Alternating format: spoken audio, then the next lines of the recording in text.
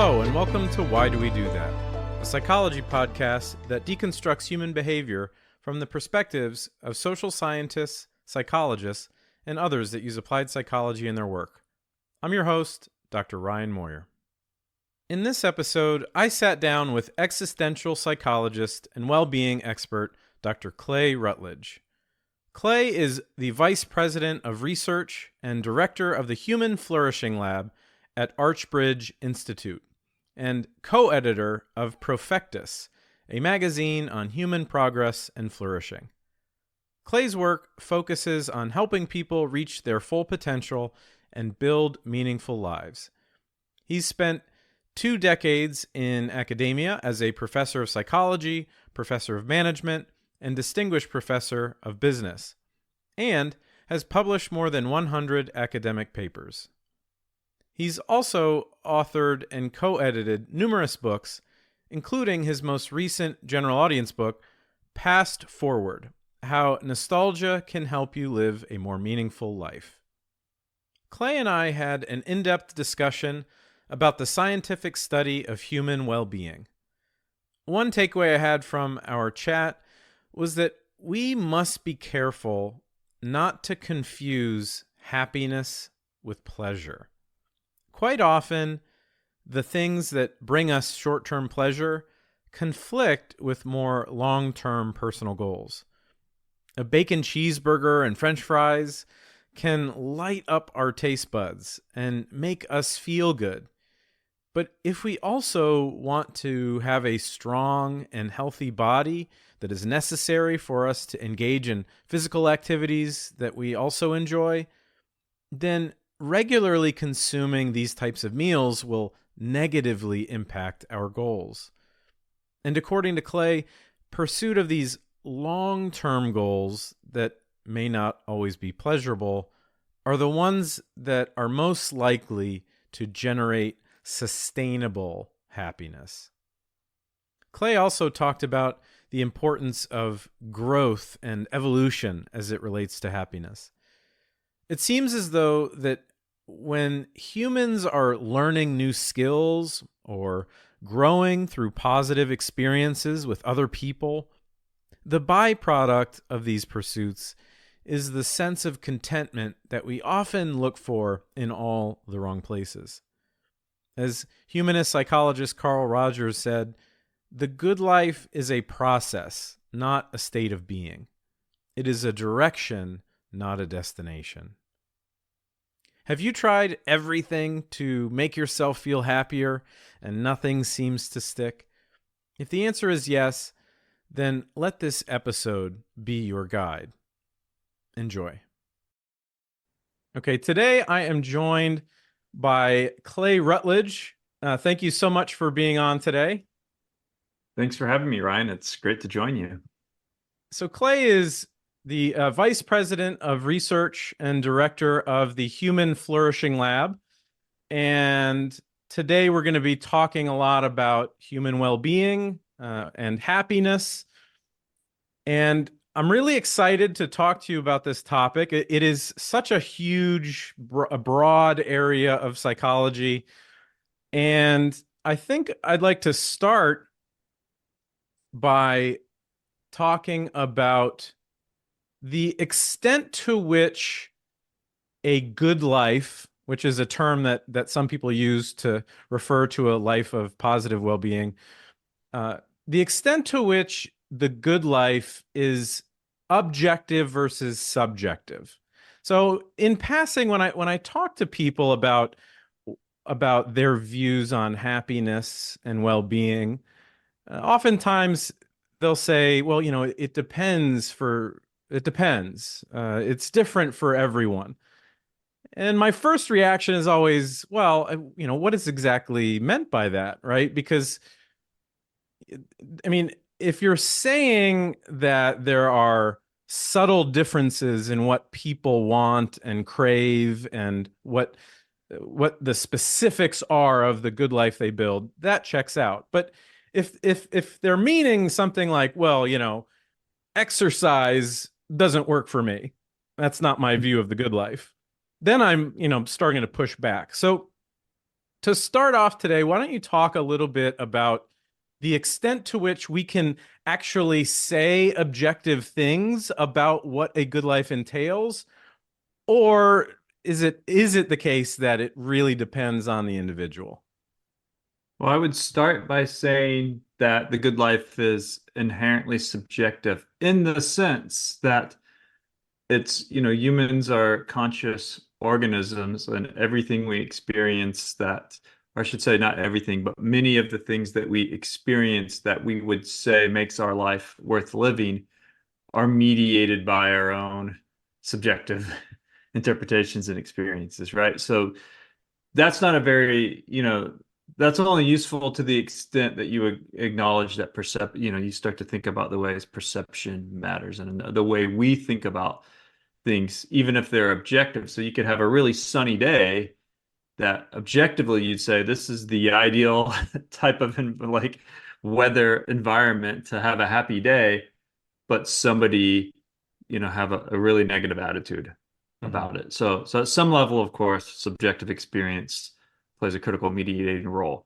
That being said, that in no way means that we can't, seek to understand trends, right? That we can't characterize and measure different things that actually contribute to overall well-being for most people, or based on, cultural differences or individual differences.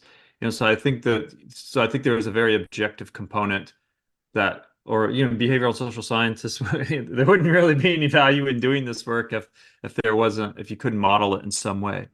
So based on that, there are some underlying things that I think that you could say are generally universal. One being relationships.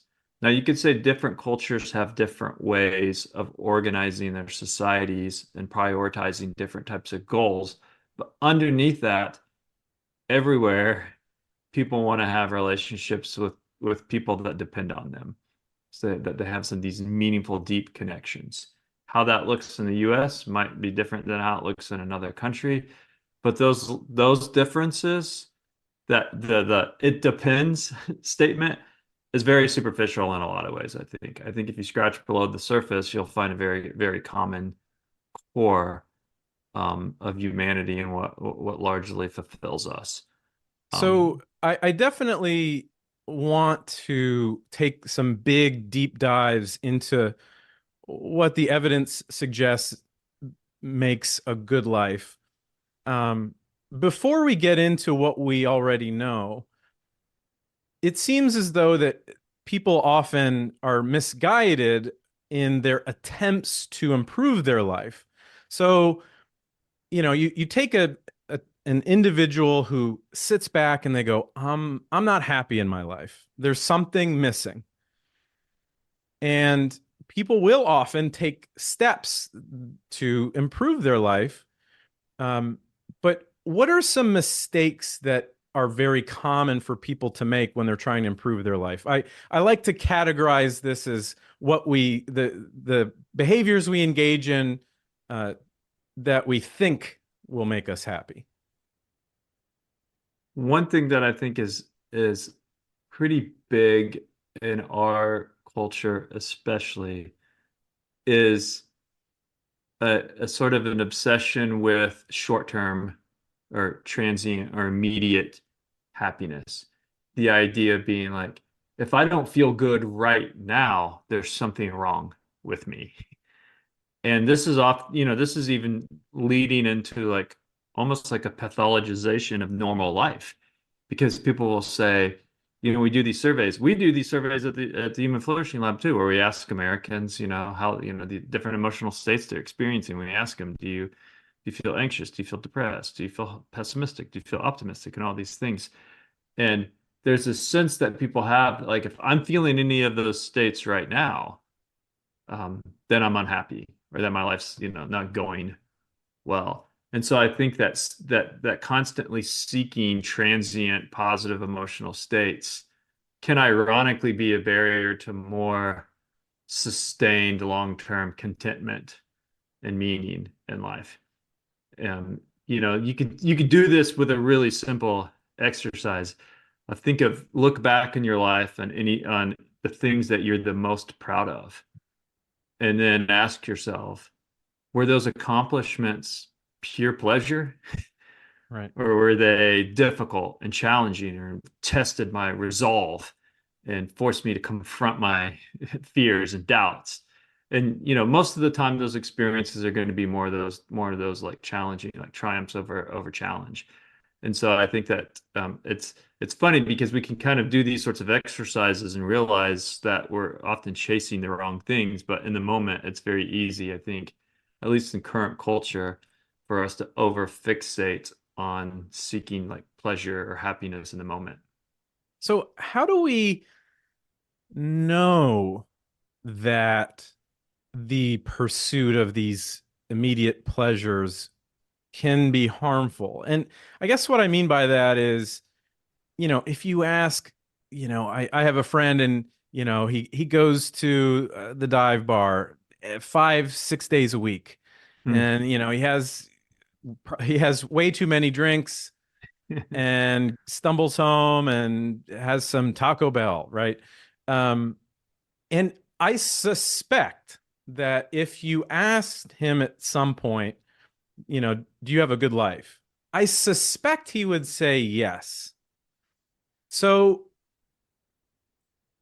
my question is for people that really cling to this, I'm going to chain together short-term pleasure in healthy or unhealthy ways. I mean, you could, there are healthier ways to do it. You could, watch television doesn't have as much downside as having, 6 alcoholic beverages. But what do you say? What picture do you paint to somebody who chains these short-term behaviors together and then collectively decides like, I'm happy with my life?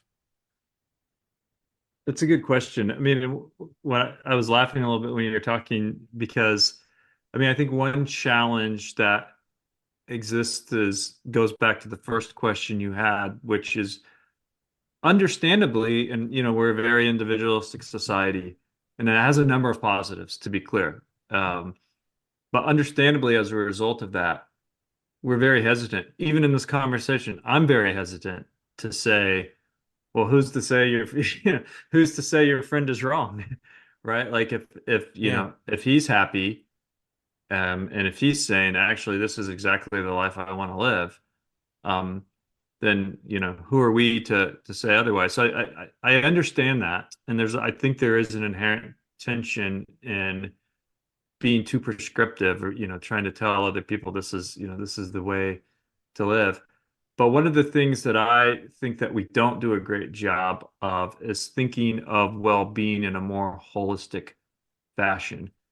And the way we're talking right now very much hinges on a view of well-being as a subjective experience, as I noted before, as like a self-perceived experience based on like my emotional states. And I can say, well, I actually like getting drunk every night and eating Taco Bell as I stumble home. I think that's an awesome way to live, is one attitude. But perhaps a different perspective would be, well, outside of yourself, there's another view, which is that's not actually you're not being a healthy member of society. And to the extent that you have other people that maybe depend on you, you're taking the types of health risks and engaging in the types of unproductive behavior that might not, be in their best interests. And that at the physical health level, you're actually doing things that we now know are quite, have very long-term, like debilitating health risks, especially like, Mhm. I'm not disparaging Taco Bell, but we know the overconsumption of alcohol, for instance, carries a Sure. number of health risks. So if you took another way to ask your friend this question would be like, take a holistic view of your overall physical and mental well-being beyond your subjective happiness of you're content with how you're living right now. Are you living a truly healthy and fulfilling life? And it's hard to have, I mean, it's hard, like I said, this is the type of stuff I think about a lot. But even still, it's hard. There's something that, as someone who is very, you know, um, individualistic, from an individual's culture and likes that, likes the freedom and likes the liberty that comes with like you don't get to tell me what to do. It's even hard. It's very hard for me, even someone who studies psychology and culture and all these things. I find it somewhat difficult to say like, well, that's not okay. Yeah, But I I think have that broader trouble. view. I have trouble with the prescriptive aspect as well, which is kind of why I wanted your take.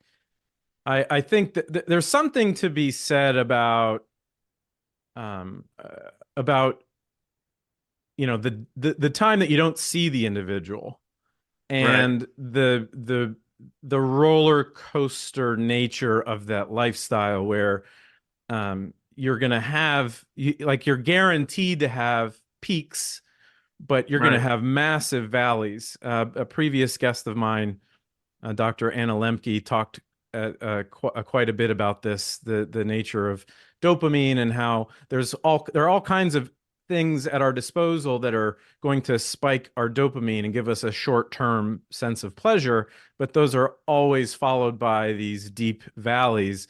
And I found that like that's the gateway for me to kind of look into that sort of Hmm. chosen path. That do you want peaks and then these massive valleys and you're always quote unquote chasing the dragon, or would you like to gain pleasure and a sense of satiation, as I like to refer to it, Hmm. from things where you don't need to go external as much? Yeah. And in addition to that, I think that another, like your example, you could say, well, this is just a single guy. He's not harming anyone, and maybe that's true. Though I suspect you could say, no one's truly like unattached Right. from the social order.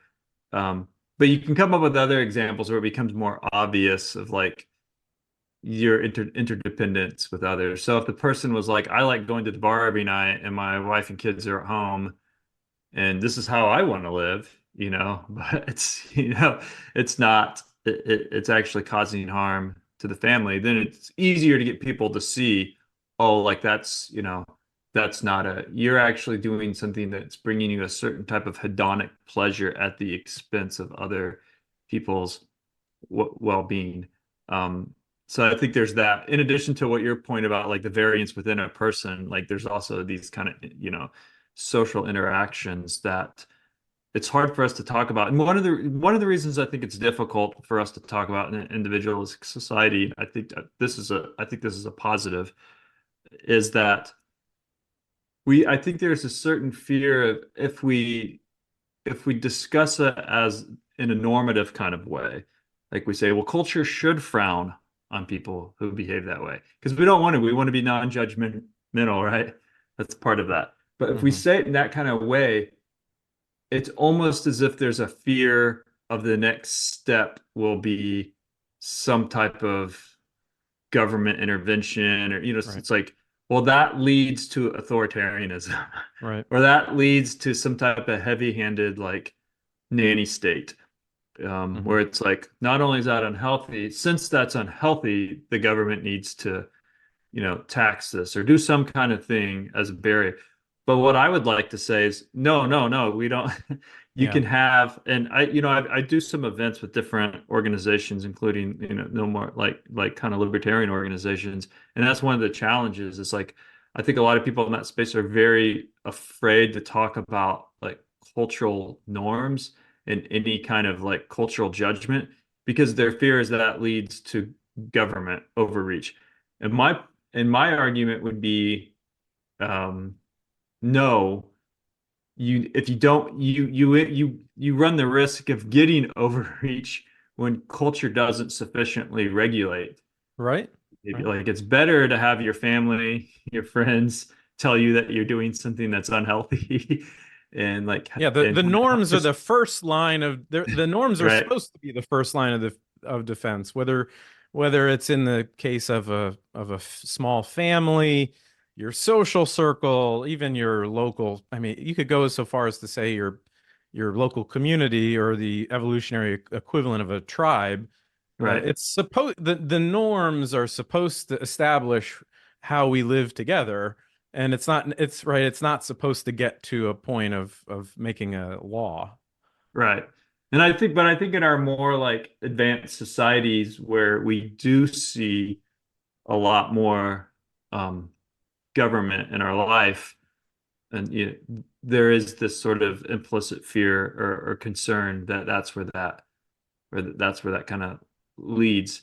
And and you could be agnostic on that point. And it's funny because it depends on, people will say, oh, that's like a libertarian thing, but on, the political left is similar too. Like there's certain things that they absolutely don't want the government to tell, you tell like individualism isn't like a right or left wing thing, right? It Right. depends on the issue, or it depends on the specific topic.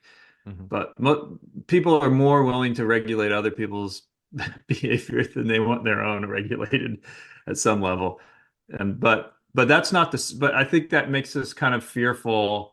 Another positive thing I think about our culture is we are empathetic. We don't we do want to be tolerant. We are tolerant. We're a tolerant society. And so we're hesitant to say that, there's a good or bad way of doing things. It's more like live and let live. And I think a certain level of that is a positive feature of our culture. But at the same time, it comes at the risk. It's like, well, if everything's fair game, or, we're not willing to this, you saw this perhaps in maybe one of its most extreme forms. And I think this has died down a little bit when there was this kind of movement among some in the media and some academics you know, to say there's nothing wrong, like, obesity is not a problem, right? That it's just like healthy at any size. You saw these kinds of things. And again, I think this comes from a good place of saying we don't want to be mean to people. That's not helpful. There is a lot of like fat shaming and things like that that happens in our society. It can be bad for people's psychological health, to shame people. Again, all that stuff makes total sense. But then to go to the next level and say, well, then like health is subjective, right? Health is just a Right. subjective thing. Like it doesn't there is no association with like, obesity and these other physical and mental health problems, I would add. And that's ridiculous. That's just not true. And so I understand that, but it gets to that tension of like the subjective versus the objective. And I think there definitely are things that we have enough data on to say are demonstrably unhealthy in different ways. And the trade-off with, I know you were just giving an example, but the funny thing about alcohol as a specific example is I think there is some recognition of, on the one hand, alcohol has this potentially at some levels a positive social effect. Yeah. But on the other hand, has negative, increasingly realizing negative like physical health effects. And so I think there are, a lot of times in life, there are a lot of trade-offs, which makes the discussions even more difficult, difficult because it's like now you're seeing this pushback against alcohol where it's like, people don't want to drink at all, which is, which is great. But you're also seeing some people recognize, well, I'm a really anxious person, or I'm a really shy person, and having a drink, going out and having a beer at the brewery, like helps, it helps relax me and makes me more sociable. And there's lots of benefits to being sociable. And so a lot of these things are complex in that way as well. So speaking of trade-offs, there is often this interesting dynamic. You touched on it a little bit earlier of short-term versus long-term well-being. There's a popular, probably the most popular model of human well-being is this dual model that frames well-being as a balance between happiness or pleasure and something along the lines of meaning, something a little bit more Hmm. satiating. The terms have, you might have heard the term hedonia and eudaimonia. Hmm. Could you talk about that dynamic? Do you feel that it is an accurate depiction of human well-being? Do you think that is it missing something? Is there a third or even a fourth dimension that needs to be addressed in terms of the research? That's a good question. I mean, there are different models that get more granular and that, bring out different types of break things down into different types of psychological and social dimensions of well-being. I don't have a strong opinion about that. I suspect I'm not sure there is necessarily a right answer to that. I mean, one benefit of that model is it does allow, kind of a comparison between or it helps provide, I guess, more clarity or understanding of like why certain things that are hedonically negative, that are, negative emotions right now in the present, um, can actually be positively correlated with these kind of deeper experiences of fulfillment and meaning. And so there are like pursuing a very, very difficult goal. So if you're, stripped, I had one of my former graduate students was doing some work in this, some writing in this space. If you are stressed out, if somebody says they're stressed out, you need to know something about that stress to know whether or not it's a positive or negative. And the model you described kind of help you understand that. If the stress is in the pursuit of a meaningful goal, if you're a law student, a med student, in military training, and athletic training, if learning a new language, if you're doing something that is goal driven with the idea that you're somehow going to grow from this in your development, then stress can be a facilitator, right? Like it can steer you Right. towards hard work and motivation, right? It can help you regulate your behavior towards that goal. It's like feedback that, oh, like this is, I need to be vigilant and work hard to this. This isn't the time to chill out. If you're stressed about things outside of your control and they're not in the pursuit of a goal, it's very frustrating. Stress is very frustrating because you're like, I'm not making any progress I'm not doing anything positive with my life. In fact, there might be barriers to my fulfillment. And so I think that that's, but if you just said all stress is bad, then, no one would ever do, you would never want to encourage anyone to do anything important. And the most important things we accomplish are difficult things. And so I think that is a decent, like, general, like, model for thinking about the, well-being beyond just kind of emotions, I guess. Mhm. So, how would you define the target for a good life? And is happiness even the right word? I don't think it is, and I think positive. All the research in the field of positive psychology is kind of pivoted towards this idea, the word flourishing, Yeah. as something that is more complex than happiness.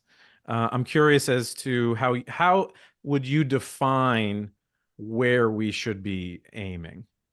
Yeah, I think your intuitions are right about that change that's happening. It's interesting because I've seen another pattern too, which is people that are there are some researchers and scholars and even like centers and institutes that are kind of branded using the term happiness. And I think they understand that that they're thinking of happiness as evolved. So there's two ways of thinking about it. One is, well, we should use another word because happiness is commonly understood doesn't capture this deeper flourishing, right?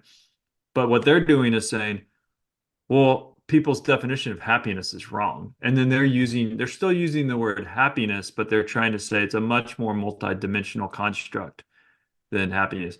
This is why this is a similar to the previous question about like what models the best for well-being. And, because I went to this happiness small conference recently, And listening to everyone talk after listening to all these talks, I was like, oh, I don't think any of them are talking about happiness per se. They're talking about meaning. They're talking about psychological growth and richness. They're talking, they're talking about all these different like deeper states.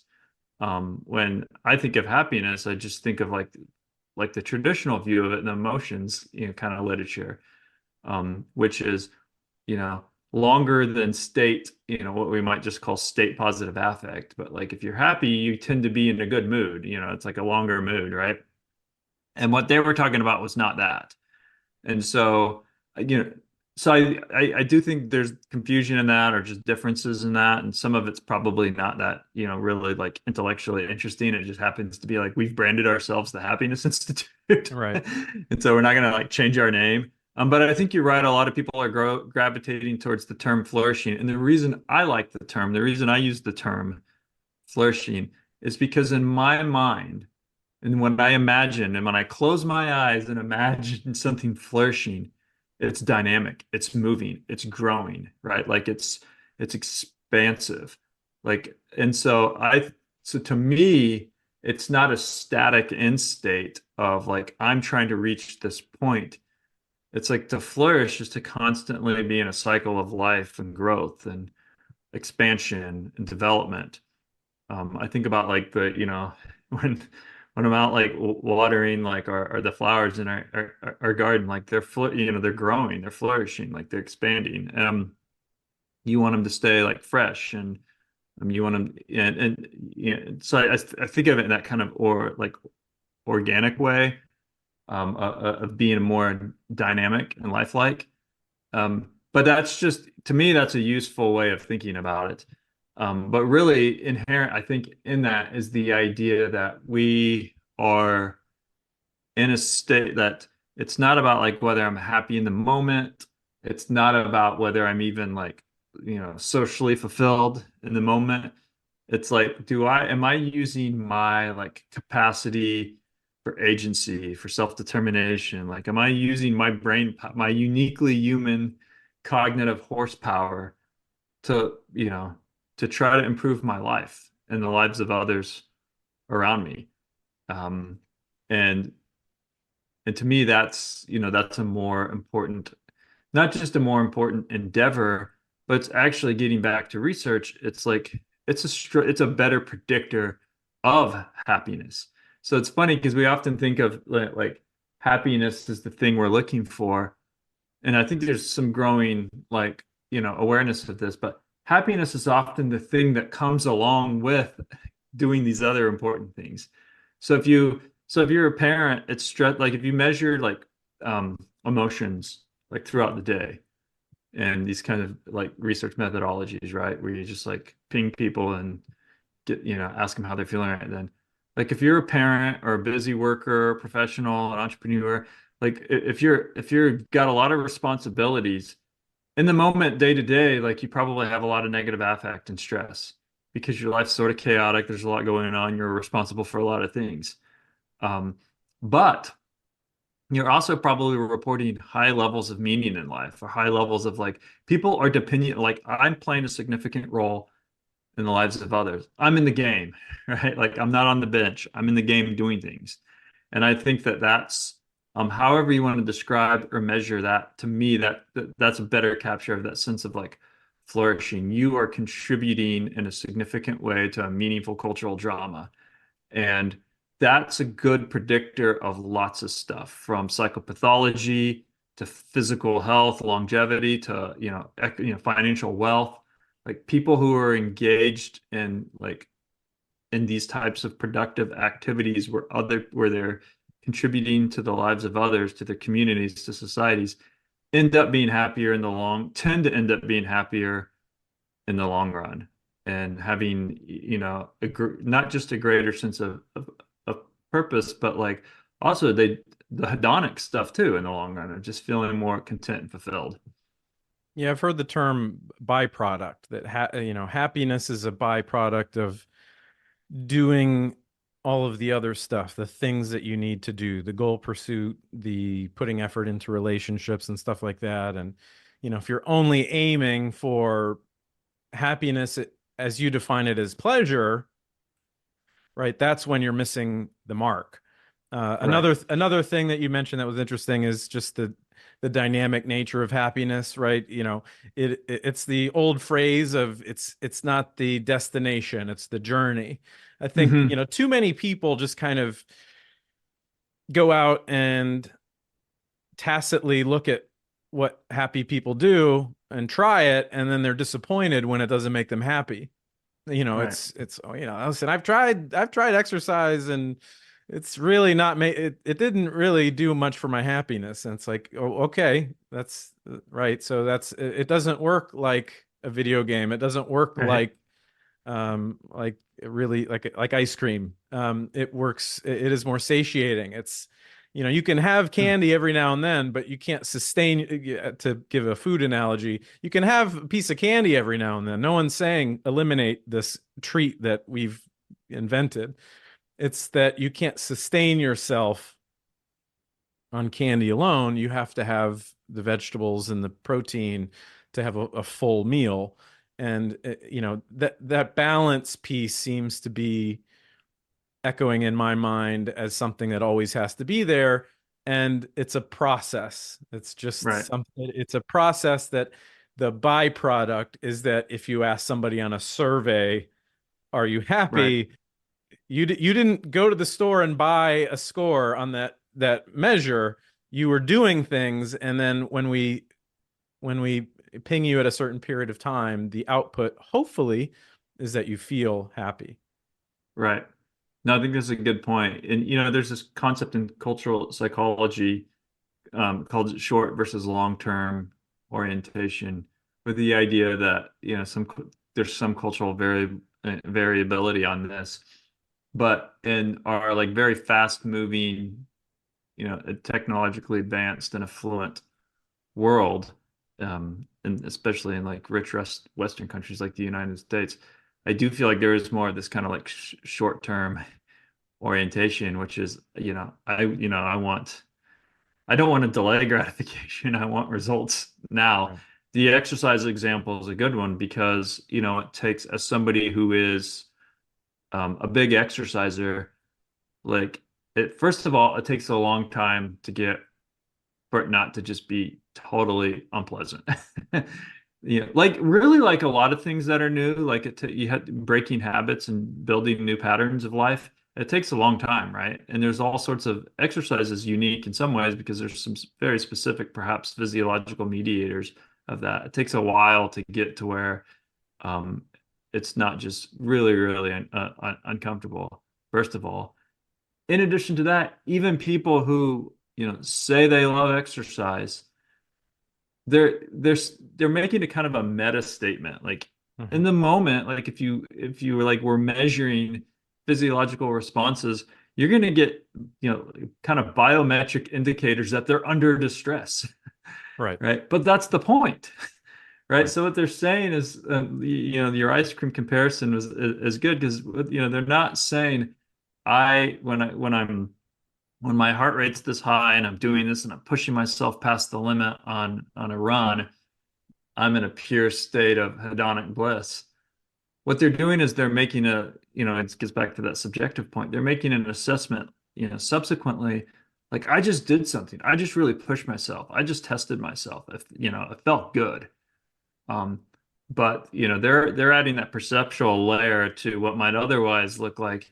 That's how somebody like looks. That's how someone's physiology looks when they're under extreme duress. And so I think that it's hard, it's hard to have that. It's hard to make that point to people when we're so geared towards like, oh, I don't like that. Yeah. Well, and That's let's be clear, as somebody who despises exercise, and for exercise sake, I still do it anyway. I am Mhm. fundamentally different. There are people there are people that love a workout. I am definitely not one of them. For me, it's Yeah. all about the discipline. And of course, it's probably easier. It's clearly easier for someone who enjoys exercise to do that regularly versus myself. It's more of a struggle. I have to push to do it. But but your point is valid for sure. So you wrote a book called Pass Forward, How Nostalgia Can Help You Live a More Meaningful Life. How does nostalgia fit into this well-being puzzle? So I see nostalgia as one example of a psychological resource that people naturally use or, sort of organically to regulate negative psychological states and experiences. And so what I mean by that is we know now from a couple decades of experimental research that people tend to become more nostalgic when they feel sad or lonely or lack of meaning or low self-esteem or bored. And then nostalgia is restorative to those specific psychological states. So if you're lonely, you reflect back on a nostalgic memory of a fulfilling social experience that reduces your sense of loneliness, that takes you out of the transient state you're in right now. Then, like it gives you a bigger picture. It's like, yeah, I moved to a new city. I don't have any friends right now. I just went through a relationship breakup and everything, like the world seems horrible. But if I step outside of this and look back over my life, I've had, I can pull from these specific experiences of social success. Not only does that reduce the sting of my present loneliness or disconnection, but it gives me some social confidence that I've done it before, I can do it again. Mhm. And one of the loneliness is a good example because one of the challenges with loneliness is it's self-reinforcing. Lonely people are feeling social pain. If you're feeling pain, you want to avoid further pain. So what that means is it has this ironic effect of lonely people tend to withdraw from or be avoidant from others out of fear that they'll face further rejection or exclusion. So you have to kind of break that cycle. Nostalgia can be helpful because again, it pulls you out and says, okay, like no, I can reconnect with people, I can form new relationships. And so nostalgia, so it has this kind of self-regulatory effect of it allows, it's not unrelated to this point that we're talking about like in the moment versus a broader time horizon. I think what nostalgia often helps people do is get some perspective on that and pull from this bank of meaningful memories they have to help them get through a difficult challenge and also to find to find a way forward. We've collected thousands of nostalgic narratives from people all over the world where we just have them write about a nostalgic experience and how it makes them feel. And one of the things that I think was initially surprising is the number of people who used future-oriented and optimistic language in their narratives. So they would say, "Oh, looking back on this memory, it makes me happy, like it's a warm memory, meaningful memory, but it also gives me hope for the future. It also makes me feel, you know, like grateful and optimistic." And so it has this kind of nostalgia also has this sort of, it's not just an emotion self-regulation, it has this kind of motivational component where it pushes people forward. That was all the research I was doing. And then I started doing advising and I started kind of working with organizations and like startups and companies and doing that kind of applied work with creatives actually gave me like a deeper insight into this and a realization that a lot of people that are trying to do something new and fresh or novel or kind of cutting edge things that seem like there would be no value in them looking backwards. The whole point is to look forward and do something very novel. They're actually they tend to be very nostalgic people and they're really really good at drawing on the past for Mhm. inspiration. Musicians do this, right? They say, "This is what made me love this genre of music. I want to pay tribute to this particular artist. I brought this little like thread of this sound in." But they're doing something new. They're mixing, they're matching, they're trying to generate something new, but they're pulling from these different things from their past that have inspired them. And so that really made me start to realize, and then now there's more like direct empirical research on this that nostalgia doesn't just comfort people, it actually increases inspiration and motivation. So I think nostalgia is a resource that we can use to help us with this issue we talked about of like stepping outside of our current selves and getting a bigger picture with the goal of improvement.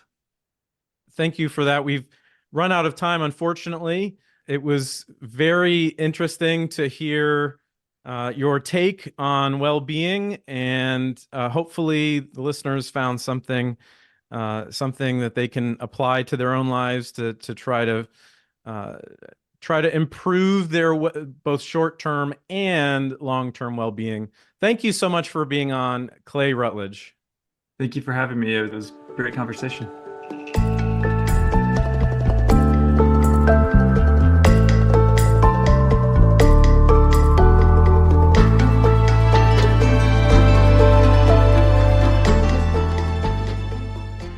For more on Clay, visit clayroutledge.com. That's ClayRoutledge.com. Or visit his Substack and subscribe to Flourishing Friday, a weekly newsletter on the psychology of human potential, progress, and flourishing. If you enjoy this podcast, please share an episode with 2 of your friends. Head over to patreon.com/Why Do We Do That podcast to become a paid supporter of the show. You'll gain early access to episodes as well as bonus video content. Follow on Instagram or Facebook at Why Do We Do That podcast, or Twitter at WDWDTpod. Until next time, this is Dr. Ryan Moyer, hoping you found some answers to the question, why do we do that?